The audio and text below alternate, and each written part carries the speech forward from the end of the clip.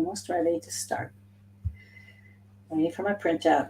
Welcome everybody to Wellness Wednesdays. This is Yehuda Shamroth. Thank you for joining me. I've just got a little bit of a delay here, waiting for my stuff to be printed out.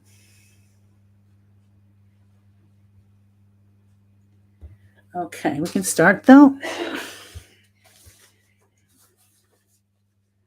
Okay, this is Winter Wellness. I'd like to do a lot of topics, sometimes revisit the same topic because it happens to be very relevant now. We're still in winter, and we still need to figure out how to keep ourselves healthy, even during the winter months. Here in Israel, it's cold, and rainy just for a couple months a year. And we do try our best to keep our kids and ourselves healthy at this time. So just give me 1 minute to go get my printout, and I'll be right back.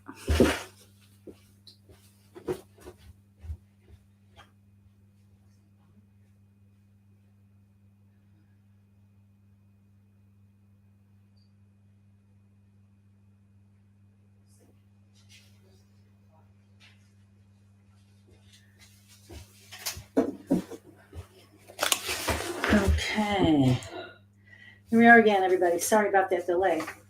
6-minute delay. Sorry about that. This is Yehuda Shamroth speaking to you from Ramat Beit Shemesh on Wellness Wednesdays.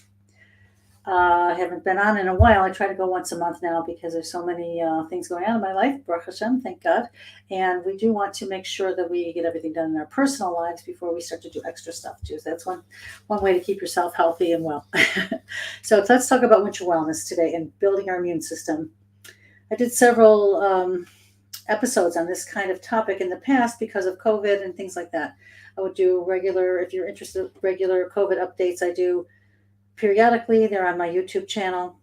That is RBS Acupuncture, Yehuda's Shamroth Acupuncture channel on YouTube. And I also am live now on Facebook Live on my Facebook page, which is RBS Acupuncture, of course. And I'll put these things down here. And yeah, and you can send your comments. And I'm trying to look for RBS Acupuncture is my .com. I also have a website and Facebook page. www.facebook.com. Okay, without further ado, let's go back to our slides because they're much more interesting. Share screen. Okay, let's talk about health and wellness. And winter wellness in particular. Let's build our immunity. Now we've learned a lot over the years, or over the last 2 years from COVID, and but because it's flu season again, this is an ongoing situation. So we have to keep ourselves vigilant and try to keep ourselves healthy no matter what the weather. And things are a little bit different in the winter than they are in the summer. So let's just give a little bit of introduction and general advice. I've checked with a lot of different experts and a lot of different websites. Basically, because it's flu season again, you just can't give up on keeping yourself healthy, but there are some specific things that we want to focus on in the winter. And because I also have an involvement with Chinese medicine and acupuncture, in addition to regular Western medicine, the Chinese have a very different way of looking at taking care of oneself in the winter time, which will be interesting to hear about. So why do we get sick in the winter anyway? You know, it's just because the flus, they live longer than we do. They've been around for lots and lots of years, and we have different strains. So the general advice is just to keep yourself healthy as possible at all times, and trying to give yourself, the best leg up, as they call it. And we know that from previous experience with the COVID also, that people did the worst, were the worst off, or the ones that were not in good health to begin with, or they were obese. A lot of obese people were really affected terribly by these viruses. People who had pre-existing conditions like hypertension and diabetes and the obesity factor and the age factor. Kids got it too, of course. There are kids that got it, but we don't know how to predict how everybody's going to be affected by being sick. But we do know one thing, that keeping yourself healthy all year round is going to give you the better chance of survival from something like another pandemic, or to just keep yourself generally healthy all year long.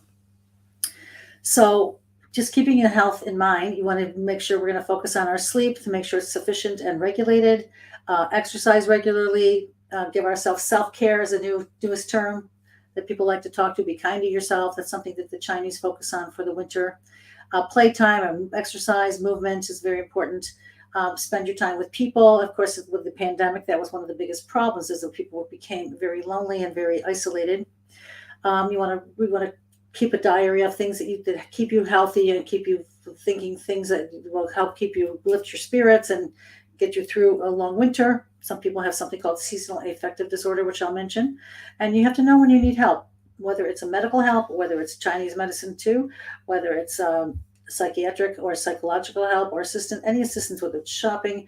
Do not be afraid to reach out. There's going to be someone that will help you.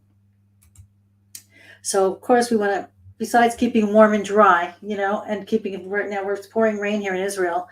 Before I get to the sleep issue, I want to talk about the fact that there's so many different things you can do just to keep yourself warm, even if you don't want to always the hot air, dry air blowing on you all the time, because that's one of the things that passes the germs around. We know when we're on an airplane, that air just circulates and circulates and circulates, and people can get very sick from it, just passing each other's germs around. Similar in your home too. So you want to dress warmer in the house and keep your temperatures a little bit on the cooler side. You can wear socks, you can wear sweaters. Don't want to restrict your blood flow though, but you want to make sure that you want to keep your head and neck area very, very warm, and keep out of the rain. If you're wet, it sounds very simple. And I know these seems like ridiculous recommendations, but people would be surprised at how people don't take care to ensure that their bodies are comfortable and warm and taken care of. And you want to be fully clothed, obviously, in weather like this, whether it's snow or whether it's rain or just chilled. You want to, the body diverts the blood flow to the center core, and you don't want to have to, take the blood away from the hands and the feet and even the head. The body's going to send the warm blood to the most important vital organs. So, do you know that you can wrap yourself up very well with just lots of nice thin layers? There's such a thing called a kidney wrap, which you can wrap the lower part of your body. And it's so interesting because in Chinese medicine, the kidney is the focus of the winter time. It's associated with winter months, and they focus on taking care of their kidneys during the winter. Compression kidney wraps especially are very popular. You can put foot warmers on in your shoes and in your gloves. I know we have a lot of soldiers, and we try to take care of them by giving them, it's not going to be such a natural product, truthfully, but it's a chemical that they can put inside of their little packet. They can put inside of their gloves, and they break it, and it warms up their hands for a little while anyway. Again, a lot of these things are tricks and recommendations that your mother would have told you to do. Stay warm, cover your ears. I lived in Buffalo all my life. I never wanted to wear a hat because I didn't want to mess up my hair. So, we didn't listen to our mothers, and a lot of us did get sick. You can put hot water bottles in your bed. You can bring blankets with you in the car in case you break down somewhere. These are the kind of tricks that we did actually learn to do in Buffalo also, because our cars broke down quite often, and you didn't want to be caught. One time we had to use our laundry to put on our heads and our hands because we were stuck in traffic and it was a snowstorm, and that we didn't have any blankets in the car. But you just want to make sure you keep your fingers and toes warm and your head and neck, and that already is going to keep you very, very healthy. We want to make sure we're on top of spreading the germs. I don't have any slides for that, but hand washing, there's no replacement for hand washing all the time. And when you cough, don't cough into your hands, cough into your arm. That's a great way of not spreading the germs. And I know people don't believe in masks anymore. I still see people wearing them, and I think a lot of it's for their own protection, and that's fine. I don't criticize anybody for, it's not going to keep the virus, some of the very strong viruses away, but it will, it forms a barrier. If somebody's going to sputter and sneeze on you, sometimes it's better just not to have them go right in your face. And they're also trying to protect others. I know people who do have a very bad cold, and they say they're wearing their mask because they don't want to cough on others. And I think that's a very considerate kind of situation. So you want to limit the spread of germs, and use, don't go overuse your hand alcohol gel, but use your alcohol gel whenever you think you need it. Okay, and another thing too, I don't have a slide, but we know at all times to stay hydrated. Drinking enough water will boost your immune system and help you fight the viruses. It's like flushing all the toxins out of your system. So you want to make sure, hydration is a very key thing, whether it's winter or summer. And we live in the desert here too. So we really like to make sure that we're hydrated at all times. So we have to remind ourselves, because we are in the desert, to just keep drinking as much as possible. And again, that keeps your immune system functioning well. if you're already healthy again. And so we want to make sure too that you manage your dry skin. You want to make sure you have humidifiers. You want to make sure you wear creams, use your creams, and of course hydration, because dry, cracked skin is very unpleasant. So that's something that happens often in the wintertime. And you're not going to want to hear about this, but if you want to get vaccinated, well, go ahead and do that. Some people over 65 are recommended. People who are very, have very compromised immune states, they might be better off. I'm not going to go into that topic of vaccinations, but we do know the flu shot has helped and saved a lot of lives. So whether you agree with it or not, you'll just decide for yourself. Okay, so what we're going to do is just talk a little bit about sleep. I think it's important. A little bit about sleep and how much do you need. It's different. It's not different for different seasons necessarily, but again, the Chinese will say that this is a time to catch up on your sleep and to try to join the pattern of the nature. So since the sun goes down earlier, the Chinese recommend that you go to sleep earlier, and a lot of us don't do that because we stay up with our computers and our phones, and we have lights in the house, obviously, and we do a whole lot of things in the evening. But truthfully, winter is the time we should be just sort of closing ourselves a little bit more and protecting ourselves a little more, just so we can do some regrowth and so we can do some resting and rejuvenation. And so how much sleep you need is something that is individual. But if you want to just keep your bedtime consistent, you want to make sure that you try to go to the bed at the same time, so you don't get into an insomnia pattern. You want to keep the rhythm going, the circadian rhythm going. And I'm not talking about people with insomnia, but the average person should probably get some more sleep in the winter and you can even sleep in later. That's even something too, which we're not accustomed to as Westerners. We want to get as much work done as possible at all times, no matter what the season. But the Chinese say go to bed early and get up late. And that's actually a nice thing. And your body can really rest and rejuvenate that time. You feel more energized. And it's really, this kind of advice is helpful all year round anyway. But you want to get some exercise during the day. Try to get 7 hours. I know everybody doesn't need that. Try not to stimulate yourself with the phones before you go to bed. No caffeine at night. Alcohol can cause drowsiness, but actually that makes you feel a little bit more awake during the night. I see people have very restless nights when they drink a lot of alcohol. They don't actually sleep so well. But calming teas like chamomile and a little bit of food or drink to help so you don't wake up hungry in the middle of the night. That might be something people might want to do as well, and keeps the immune system very healthy. Again, the Chinese recommend gentle exercise in the winter. Now, people still go to their workout clubs, and people still go to their have their routines of running and jogging and things. It's fine if your body can handle it. Just honor your body and do what's good for you. But again, the recommendation, whether it's Western or Eastern, is that the wintertime is the time to just rest and rejuvenate yourself. So maybe things like yoga or Tai Chi or stretching is something a little bit better than going for a run in the freezing cold. It just, again, depends on who you are and what's good for you. But as long as you get enough good sleep and good quality food, exercise shouldn't be a problem for you at any time of year. But wintertime, maybe you don't have to do as much. But it does boost your overall health. So you just make sure you do get some exercise every day. Heck, even a little bit of activity counts. In low intensity activities, walking, just helps boost your metabolism. And there's a big movement now to do just short bursts of exercise all day long. So move yourself once an hour. Just get up from your desk at work or your desk at home and just do some stretches or jog in place once an hour for 2 minutes. And that's supposed to be a very good, healthy way to keep the balance going in your metabolism.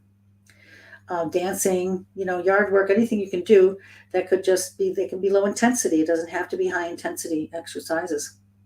It doesn't have to be aerobic, but it has to be something that pumps the blood to the muscles and keeps the warmth going, and that helps all the organs work well and together as well. So you want to make sure you do some kind of exercise a little bit every day, and that especially if pertains to people with seasonal affective disorder, which I mentioned earlier. You want to make sure these are people who can be very depressed because their hormones are shifted somehow, and they don't feel like they feel very low and very kind of depressed in the wintertime when they don't have exposure to enough sun. So the first thing you really want to do is to go outside once every couple of hours if you have this, and just get a little bit of light, a little bit of sun on your face. Be aware of it too, so you don't get yourself into a pattern where you feel you're going down a deeper hole where you can't recover from it. Get as much natural sunlight as you can, or even you can get lights put in your home. So they're not as good to have the fluorescent lighting. We talked about that on a couple of episodes back. Fluorescent lighting is kind of the worst thing, but if it helps you prevent you from becoming sad and depressed, you have to have some kind of light therapy. They do have different types of light boxes and things. There are medications, but you want to make sure you just keep in touch with people and take some regular exercise. And maybe you can go to a warmer climate for a little while. It might be a good time for you to take a little vacation. So you want to talk to a professional if you're feeling like you can't get out of bed. And if you feel like you want to hurt yourself, of course, you want to make sure you talk to somebody, because serotonin is the happy hormone. You want to make sure you can regulate that serotonin. And we know that when we take vitamin D, that helps quite a lot. And if you take good care of your digestive system, this is where the serotonin molecules are first created. So we know now that there's a connection between the digestive system, the gut health, and the brain health. So you want to keep your digestive system very, very healthy and in good shape. So in addition with a good vitamin D, so that you can produce the best amount of serotonin naturally. And if you need a medication, don't be ashamed of it. Just go and do what you need to do. But there are so many different natural ways you can try first. Acupuncture, herbal medicine is also part of that, and exercise and daily light therapy. Okay, again, we want to avoid the seasonal illnesses. How can we do that? You just want to take good care of yourself, okay? We know with asthma, your really cold air can trigger your symptoms. So just make sure you're dressed warmly and make sure you keep your inhaler with you. If you already have pre-existing conditions, take extra vigilant, good care of yourself. Like I mentioned earlier, these are the people that were the worst off during the COVID pandemic, were the people who started off with pre-existing conditions that were in terrible shape and they did not take good care of themselves. If you have cardiac conditions, make sure keep warming, keep taking your medications and visit your cardiologist regularly. If you have joint pain like arthritis, you just want to keep everything warm, and you want to make sure you take warming and moving herbs and medicinals and remedies, like I'll mention in a little while. And again, moving will also help. Stretching and moving actually helps joint pain. You want to make sure, again, with the viruses, you want to just winter health, general winter health, stay warm and isolate yourself when you need to. Hand washing is really crucial. Now, if you have cold hands and feet, like a Raynaud's syndrome, or if you're smoking, or you have very cold hands and feet, make sure you wear your gloves everywhere. You might even have to wear them indoors and cut the tips off, but don't get into a situation where your hands are freezing cold, because you will lose the circulation to your fingers. You just exercise them, move them, and wear gloves where necessary. There are also some nice pastes, herbal pastes you can make with turmerics and coconut oil and things. You can rub it on your skin and it warms up the skin. And they're called moving and warming herbs. They're right in your kitchen. I'm going to mention them in a few minutes. Things you can do to not just help your winter wellness, because they're antibacterial, antiviral, but they're also so warming that they can be used for arthritis and joint pain as well. And again, we mentioned dry skin before. Just take good care of using your moisturizers and wear gloves when appropriate, when you're washing dishes and all that kind of stuff. Okay, we want to talk about certain things, certain type of foods that are very helpful during the winter, and what kind of healthy diet. We know it's going to be a healthy diet. That's a given. We want to know what to choose to eat and drink, and what's good for our lifestyle choices, obviously, but what's good for our immune health. So we know that a diet filled with a variety of colored fruits and vegetables are always the best. Berries, citrus, red cabbages. We know they have all the what we call phytonutrients, and then the more colorful, the better, the more vitamins. And we want to make sure we focus on flavonoids, chemical compounds that are found in plants that help fight inflammation, because inflammation causes illness and aggravates illness. So we want to go with our green tea, coffee, dark chocolate, certain greens, and things that are good in flavonoids. So you can try supplements also for immune health, which I'm going to talk about what the recommendations are. And you want to just keep the calories at a general balance. You don't want to overeat in the wintertime, because you're not getting as much exercise. There are people that do crave more food during the winter. They want comfort foods. like soups and teas are really, of course, the main things that people usually gravitate to, which is wonderful. They do know that the sunlight, it does trigger the release of hormone serotonin. So we want to make sure we keep our serotonin levels up, like I mentioned, and make sure we have enough adequate carbohydrates and healthy fats to keep those serotonin levels from dropping. So we want to talk about things like soups for sure. But again, here's what the food or drink recommendations are for winter. We want warming winter foods. Eat foods that grow in your season. I know the macrobiotics, it's a very big thing with macrobiotic eating, is eat seasonally and eat what's only grown in your area. And it's got to be very, very beneficial to the body. So you want warming winter foods, and you want to include all those nice spices like ginger, turmeric, chilies, onions, the vitamins and minerals that'll be involved in all those green leafy vegetables and all the bright, colorful fruits and vegetables. Eating the rainbow, they say. So you want to eat enough fat, but healthy fat. Try to avoid junk food all year long, but especially in the winter when your body, you don't have enough, you don't have as much physical activity going on. So people do tend to gain weight during the winter. I know that. And again, stay hydrated, drink plenty of fluids, and healthy herbal teas, green teas. I know I mentioned in every single episode because I believe the green tea is the best antioxidant and anti-inflammatory there is.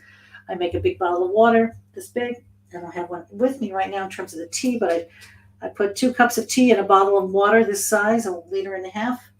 2 cups this size of tea in that bottle, and green tea, and I drink it all day long. And I get my allotment of water that I want to drink during the day, and I get my 2 cups of green tea, which is anti-inflammatory and antioxidant. Okay, so the Chinese, again, they like to work on the concept of warming yourself in the winter and cooling yourself in the summer. How's that for logical? But it's just this is how they teach it too. They teach you they teach their people, all their culture is such that they automatically know this, but they're also teaching that you stay indoors, you sleep more, you eat warming foods. And it seems, again, very intuitive, but people don't do it. Our culture doesn't seem, we have to be reminded.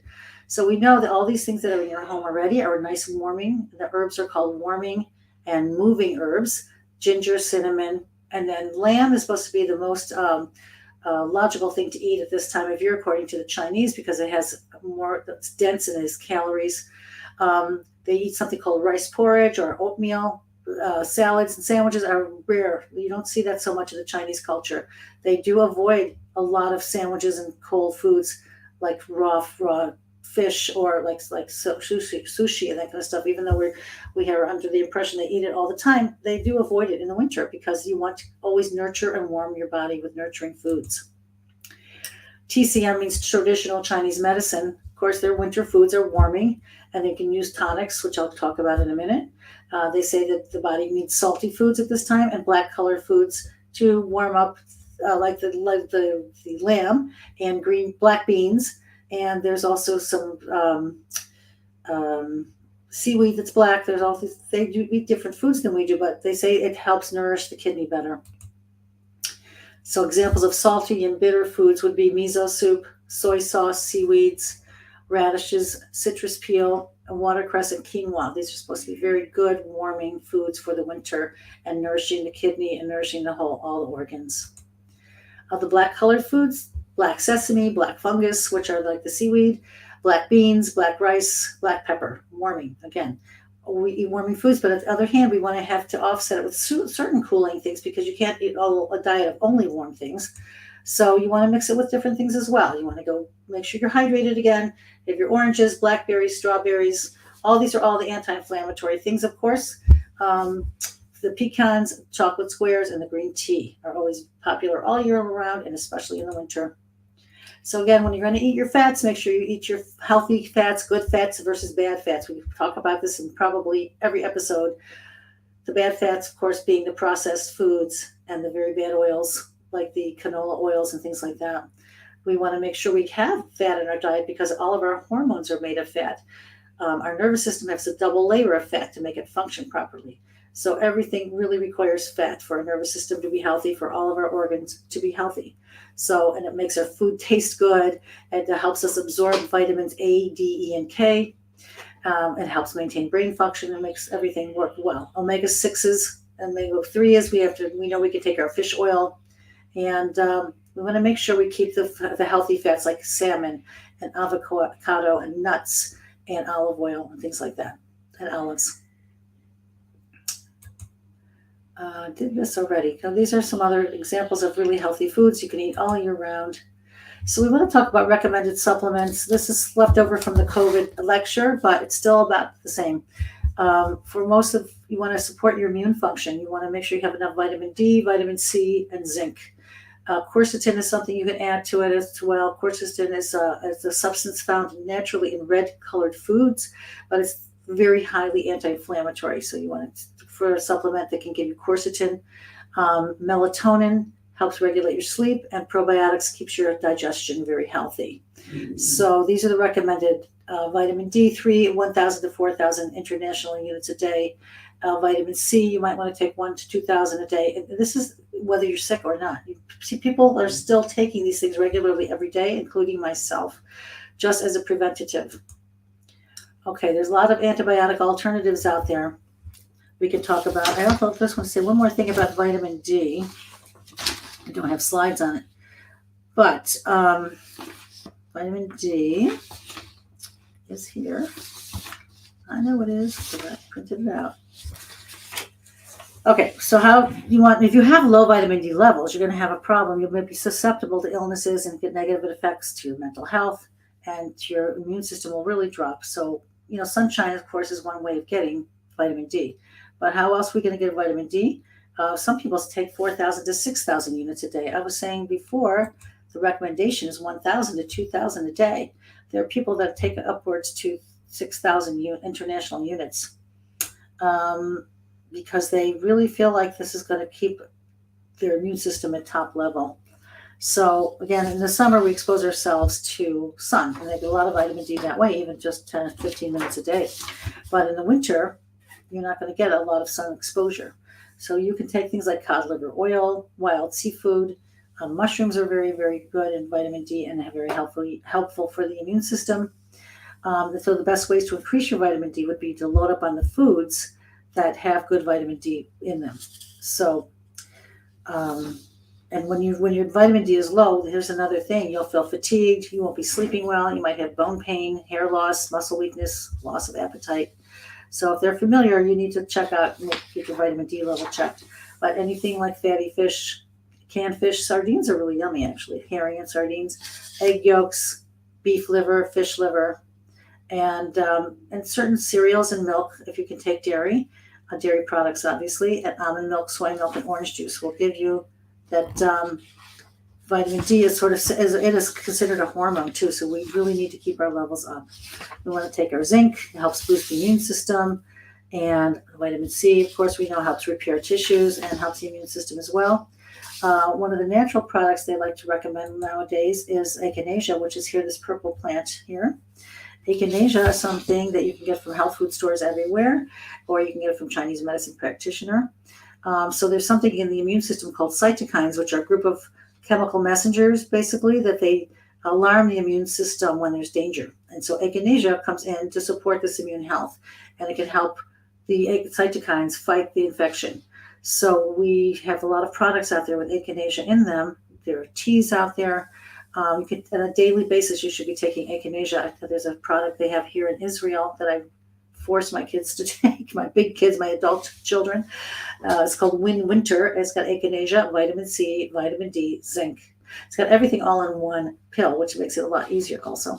But you want to support the normal activity of the white blood cells, and you want to support the immune cells and from foreign invaders. And this is what echinacea can do for you. There's something else out there called NAC, N-acetylcysteine, L-cysteine. And when you have all these free radicals floating around in your system from chemical reactions, they can punch holes basically into your cells. And the NAC will gather up these free radicals to prevent them from doing cell damage. So it kind of gathers them up, sweeps them up. And so it supports your body's natural army to protect your immune system as well. And it supports liver detoxification as well. And so you want to eat things that you know are naturally antiviral, naturally antibiotic, naturally antibacterial. So echinacea is one of those things they recommend, and that is recommended. And then to talk about more natural products, we have, of course, all of the more things in our kitchen, like garlic. Garlic is the biggest natural antibiotic you have in your house, probably. And it's known to fight a wide range of infections and illnesses, including the common cold, including flu. I know when my kids are sick, we used to give them, honey is also in this category of antibacterial, antiviral. We give them a spoonful of honey and chopped garlic 3 times a day. And it really takes care of the symptoms of a cold. It goes away much quicker. Tastes terrible, but they do it. My kids are still doing it at the age in their 20s. They're still doing this. They know that's the first thing they turn to when they get a sniffle and a cold, other than winter, which I make them take also. They forget. What else? Antibiotics. This is a natural, the biggest antibiotic there is garlic. It kills E. coli, salmonella, boosts immunity, and helps fight off bacterial infections. There's something called golden seal, which is actually the powdered form as it's seen here. Golden seal grows almost everywhere freely, and it's a natural antibiotic also, and it's good for colds and flus. It's also called orange root in the United States. It takes care of also bladder and vaginal infections, and common winter. It's most commonly given for sinus infections. So if you're going to go to your health food store, find something with golden seal. If you have a very, very bad sinus infection and you don't want to take an antibiotic, because we know antibiotics really wreak havoc on our digestive systems and really gets rid of our good bacteria. It disturbs the whole balance of the microbiome, the digestive system.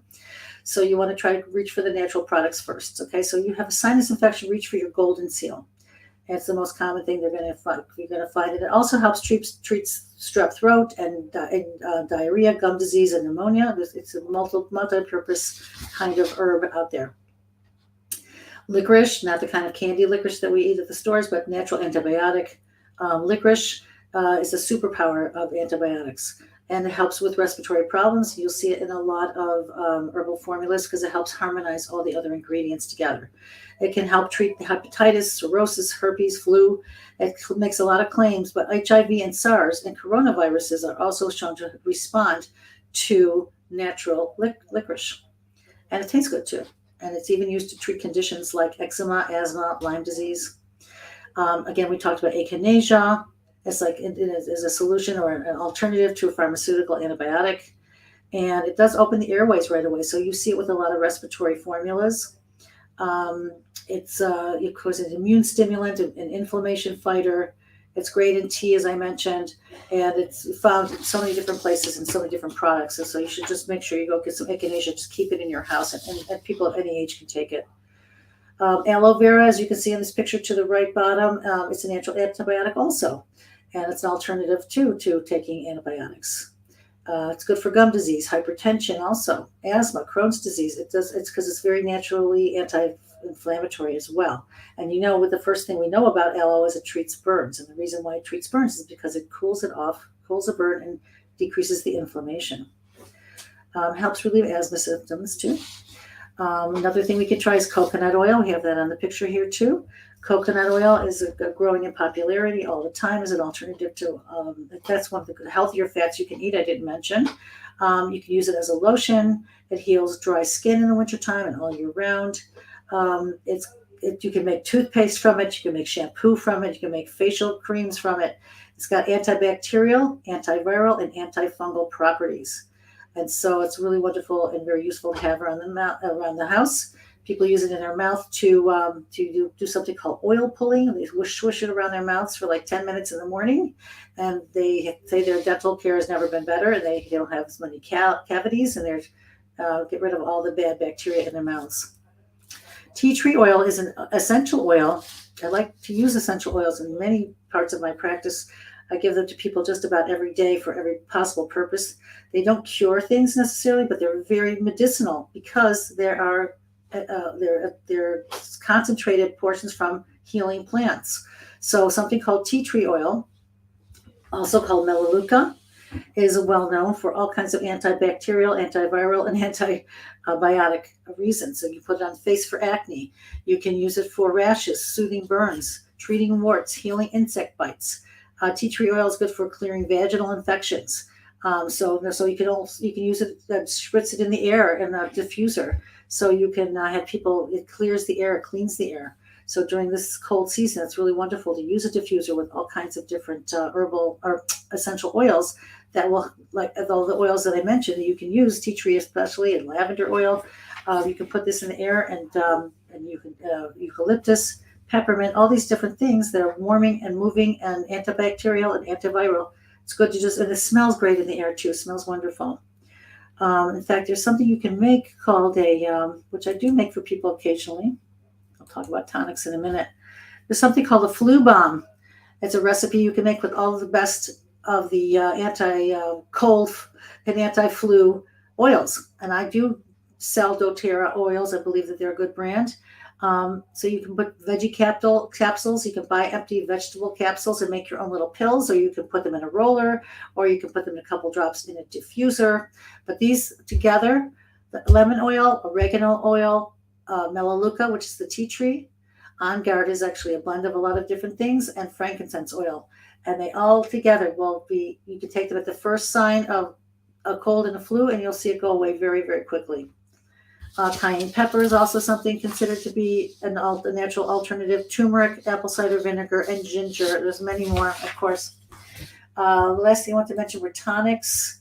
Something you'll have to go to your alternative medicine, Chinese medicine practitioner for probably, to get danshan or ginseng. You want to just get your body revved up a little bit more than it is, because you need the extra activity. If you don't have the extra activity, you might take in the form of a tonic that will tonify your digestive system and your lungs and all the different organs. So these are different things that will tonify your body. Red dates is another thing, would be called goji berries. They're very good for eye health and for liver health. Chinese yams, pumpkin, potatoes. You just make a chicken soup, basically, and you can put all of these different things in it, and you have the most medicinal soup ever. It's antibacterial, antiviral, and anti-flu and anti-cold.